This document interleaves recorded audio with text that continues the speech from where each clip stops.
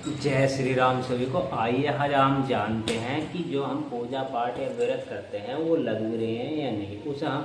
हम किस तरीके से पता कर सकते हैं कि हमारी पूजा लग रही है या नहीं लग रही। कुछ लोगों का इस तरह के सवाल होते हैं, हम पूजा करते हैं, हमें कैसे पता चले कि हमारी पूजा पाठ लग रही है या नहीं लग रही। उसके कई तरीके हैं पूजा पाठ के करने के पता कि हाँ कि हमारी पूजा पाठ लग रहे हैं या नहीं लग रहे हैं। एक समय पहला तरीका तो है, आप जिस समय हनुमान जी की या राम जी की या किसी भी चीज़ की पूजा कर रहे हो, आप पूजा करते टाइम जिस समय बैठोगे, आपके अगर जो आपको अधिक प्रेम है हनुमान जी से या किसी भी देवता से, आप उनकी पूजा कर रहे हो और जिस समय बैठोगे तो आप पूजा करते करते समय आपको पता ही नहीं चलेगा कितना समय हो गया। आप उठने का मन ही नहीं करेगा, एक तो मन लग जाना हो जाता है, तो उसे मान लीजिएगा आपकी पूजा लग रही है। और एक चिराग जो होता है, चिराग में जो है जब आपका चिराग जलता है, लो जलती है, तो उस चिराग में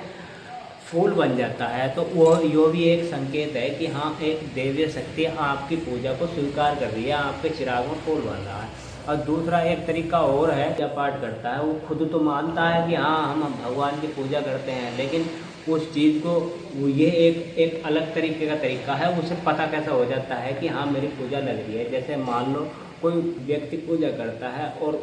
वो अपने आप को मानता है हाँ कि मैं पूजा कर रहा हूँ हनुमान जी की या राम जी की, और वो उससे कुछ लगे हाँ तेरे पूजा बहुत लग रही है, तू ये काम कर रहा है वो काम कर रहा है, तो इसका मतलब तुम मान लो तुम्हारी पूजा स्वीकार हो रही है। अगर जो तुम तो अपना संबंध भगवान से मानते ही हो, जिस दिन तुमसे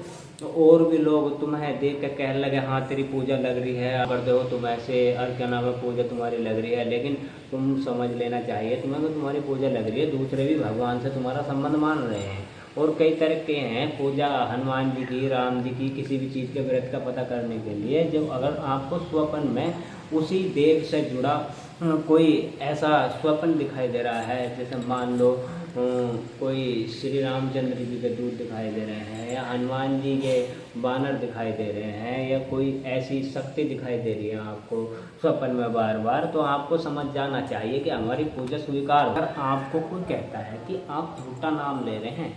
और झूठे व्रत रख रहे हैं, लेकिन एक दिन ऐसा आता है अगर कोई व्यक्ति झूठा नाम भी ले रहा है भगवान का, झूठे व्रत भी करता है, लेकिन एक दिन ऐसा आएगा उसके चित्त में